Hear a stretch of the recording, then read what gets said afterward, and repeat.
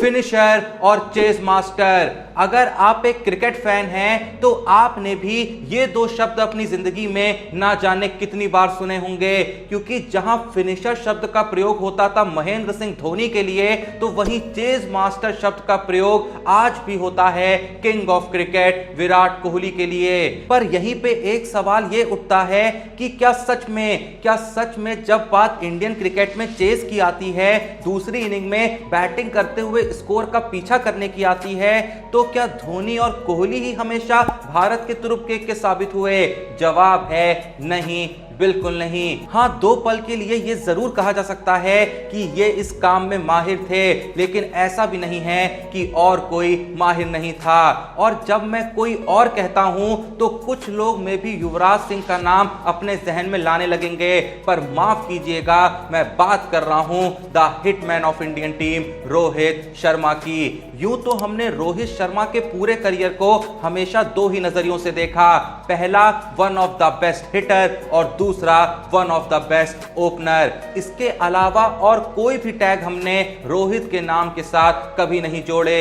लेकिन आइए आज की वीडियो में कुछ गलत फहमियों को दूर करते हैं। जिस बात पे कभी बात ही नहीं हुई, आज उस बारे में बात करते हैं। उस दुनिया को आज वो महाज्ञान देते हैं जो आज भी रोहित की काबिलियत को बस हिटर का नाम देके टाल देते हैं। अगर खड़े हो तो बैठ जाओ, अपने कानों का संगम अभी तक अगर तुमने ईयरफोन से नहीं करवाया है तो अभी के अभी उन्हें कानों में डाल लो, क्योंकि आज की कहानी तुम्हारे होश उड़ाने वाली है। रोहित शर्मा आखिर किस बला का नाम है, इस सत्य से वाकिफ कराने वाली है, क्योंकि ये उस मैच की कहानी है जिसने इतिहास बदल डाला था, जिसने दुनिया के सामने अंग्रेजों का घमंड तोड़ डाला था। और उससे भी बड़ी बात ये वो कहानी है जिसने उस मैच के बाद रोहित के नाम एक और टैग जोड़ डाला था, और वो टैग था the chase master hitman Rohit Sharma. कहानी है जुलाई 2018 की, जब भारत विराट कोहली की कैप्टेंसी के अंडर इंग्लैंड दौरे पे गया था 3 T20, 3 ODI और 5 टेस्ट खेलने के लिए।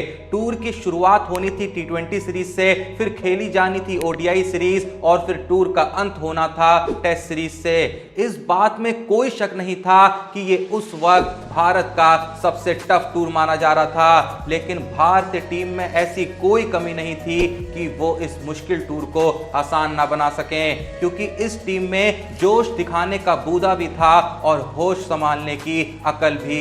सीरीज शुरू होती है तो भारत पहला मैच 8 विकेट से जीत सीरीज में 1-0 की बढ़त बना लेता है, लेकिन दूसरे मैच में इंग्लैंड आखिरी 2 बॉल रहते टारगेट को चेस कर 1-1 से सीरीज को बराबरी पे ला देता है। और फिर आती है तारीख 8 जुलाई 2018, खेला जाना होता है इस सीरीज का तीसरा T20 मैच, यानी कि डिसाइडर मैच। अभी तक दोनों T20 मैच में जीत उसी टीम की हुई थी जिसने टारगेट को चेस किया था, पर एक सच ये भी है कि दोनों ही मैचों में पहले बल्लेबाजी करने वाली टीमें सामने वाली टीम को कोई बड़ा टारगेट देने में भी विफल रही थी। पहले मैच में जहां इंग्लैंड पहले बैटिंग करते हुए 159 रन ही बना पाई थी, तो वहीं दूसरे मैच में भारत मात्र 148 रन। अब तीसरा मैच शुरू होता है तो दोनों ही कप्तानों के मन में एक बात बिल्कुल साफ रहती है कि टॉस जीतते ही पहले गेंदबाजी का फैसला करना है। होता भी कुछ ऐसा ही है और भारतीय कप्तान विराट कोहली टॉस जीतते ही पहले बैटिंग का फैसला कर लेते हैं। अब यह फैसला कितना सही होगा या कितना गलत, इसकी गवाही वक्त अपने आप देने वाला था, पर वक्त ने इसके बाद कुछ ऐसी गवाही दी कि हर भारतीय जुबान बस यही बोली कि कोहली ने आज पहले बॉलिंग लेके गलती कर दी, क्योंकि इंग्लैंड की तरफ से ओपनिंग करने आए उनके सलामी बल्लेबाज जेसन रॉय और रॉस बटलर भारतीय बॉलर्स पे ऐसे टूटे कि रुके ही नहीं। चौके छक्कों का ऐसा सैलाब आया कि कुछ देर तक मैच देखने वालों को यह समझ समझ ही नहीं आ रहा था कि वो लाइव मैच देख रहे हैं या हाइलाइट्स देख रहे हैं, क्योंकि ना डॉट बॉल्स देखने को मिल रही थी ना ही सिंगल डबल्स। रॉय और बटलर मानो बस एक ही भाषा में बात करना चाह रहे थे और वो थी बाउंड्रीज की भाषा। क्या दीपक चहर, क्या उमेश यादव, क्या सिद्धार्थ कौल, क्या हार्दिक पांड्या, पावर प्ले में जो भारतीय बॉलर आया बदले में सिर्फ चौके और छक्के ही पाया। टॉस भले ही भारत ने जीता था, लेकिन पहले 6 ओवर में बिना विकेट खोए 73 रन जड़ इंग्लैंड ने भारत को पावर प्ले में बुरे तरीके से मात दे दी थी। भारत ने पावर प्ले के बाद भले ये सोच चाहल को ओवर पे लगाया कि शायद कुछ रनों की तेजी पे रोक लगाई जा सके, लेकिन बटलर और रॉय चाहल को भी बहती गंगा में हाथ धुलवा के ही माने। शायद इंग्लैंड से कई किलोमीटर दूर घर में कोई क्रिकेट फैन की प्रार्थना ऊपर वाले तक पहुंची होगी कि 8वें ओवर की 5वीं बॉल पे सिद्धार्थ कौल ने बटलर को बोल्ड मार भारत को पहली सफलता दिला दी। इंग्लैंड का स्कोर 7.5 ओवर में 94 रन पे 1 विकेट। अब सोने पे सुहागा यह हुआ कि 10वें ओवर की दूसरी बॉल पे दीपक चहर ने रॉय को भी 67 के स्कोर पे धोनी के हाथों कॉट बिहाइंड करा दिया। ये झूठ होगा अगर मैं कहूं कि इसके बाद इंग्लैंड की रन बनाने की गति कुछ धीमी हो गई, क्योंकि सच तो यह है कि एलेक्स हेल्स ने वो काम जारी रखा जिसकी शुरुआत बटलर और रॉय करके गए थे। पर तभी 14वें ओवर की दूसरी बॉल पे मॉर्गन भी छक्के के लिए जाते हैं तो बॉल बल्ले से लग के आसमान में इतना ऊंचा सफर तय करती है कि नग्न आंखों से उसे देख पाना नामुमकिन हो जाता है। पर तभी जब नजर जमीन पे जाती है तो धोनी बॉल के पीछे मैदान पे भागते हुए नजर आ रहे थे। लगभग घंटों का आसमानी सफर तय करने के बाद जब बॉल धरातल के करीब पहुंचती है तो सीधे धोनी के दस्तानों में समा जाती है। धोनी के इस करिश्माई कैच में अड़चन डालने की कोशिश पिच पे गड़े 3 स्टंप जरूर करते हैं, पर वो बेचारे बुद्धिहीन स्टंप्स क्या ही जानते थे कि धोनी स्टंप से घबराने के लिए नहीं बल्कि मैच जिताने के बाद स्टंप उखाड़ के साथ ले जाने के लिए जाने जाते हैं। धोनी का ये कैच देख पांड्या भी खुद को धोनी के गले लगने से नहीं रोक पाते हैं। इसके बाद इसी ओवर में एलेक्स हेल्स पांड्या को छक्का जड़ माहौल बदलने की कोशिश तो जरूर करते हैं, पर पांड्या अगली ही बॉल पे हेल्स को धोनी के हाथों निक करा ईंट का जवाब पत्थर से नहीं बल्कि अशरफ अली का जवाब तारा सिंह से देते हैं। इंग्लैंड का स्कोर 14 ओवर में 140 रन पे 4 विकेट। यूं तो भारत को ऐसा लगता है कि वो यहां से इंग्लैंड को शायद कुछ कम स्कोर पे रोक सकता है, पर पिच पे मौजूद स्टोक्स और बेस्टो की जोड़ी भारतीय टीम को ये क्लियर मैसेज दे देती है कि लगने में और करने में जमीन आसमान का अंतर होता है। एक बार फिर से भारतीय टीम से अलग अलग बॉलर्स आते हैं और बस छक्के खाते हैं। देखते ही देखते जब इंग्लैंड का स्कोर 17.3 ओवर में 177 रन पे पहुंच जाता है, तब एक बार फिर से उम्मीद की लौ जलाते हुए पांड्या एक ही ओवर में पहले स्टोक्स को कोहली के हाथों और फिर बेस्टो को धोनी के हाथों कैच आउट करा भारत को वापस गेम में जिंदा कर देते हैं। इंग्लैंड का स्कोर 18 ओवर में 181 रन पे 6 विकेट। इसके बाद इंग्लैंड की तरफ से बस प्लंकेट के एक छक्के और आदिल रशीद के एक चौके के अलावा किसी चीज के दर्शन नहीं होते। हां, धोनी इस बीच एक कैच और एक रनआउट कर मैच में टोटल 6 डिसमिसल का हिस्सा जरूर बनते हैं, पर 20 ओवर की समाप्ति के बाद इंग्लैंड इस सीरीज के डिसाइडर मैच में भारत के सामने 199 रन का विशाल लक्ष्य खड़ा कर देता है।